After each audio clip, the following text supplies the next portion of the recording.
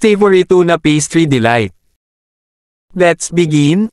Separate natin ang oil of 155 grams of canned tuna. Sa mainit na pan, ilagay ang oil from the canned tuna, at igisa natin ang sibuyas until translucent, then ilagay ang 1 cup of minced carrots. Stir fry for a few minutes, then ilagay na ang tuna. Ituloy lang ang panggigisa.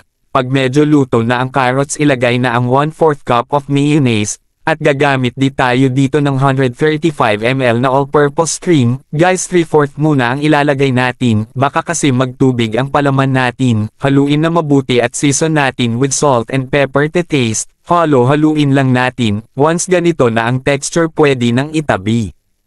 Next, alisin ang mga gilid ng mga sliced bread, at itabi ang mga pinagtabasan. Ngayon, gupitin ito into small pieces at ihalo ito sa tuna spread na ginawa natin, and mix it well.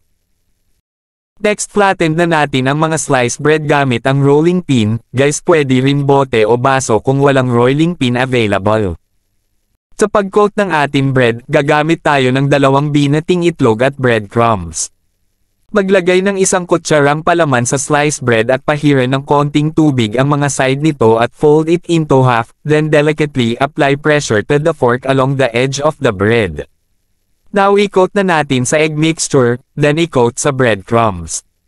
Next, sa mainit na mantika, pirituhin na natin ang mga tinapay na ginawa natin, sa low heat. Once they turn into golden brown in color, flip it over para yung kabilang side naman ang maluto. At this point, our tuna pastry delight is done.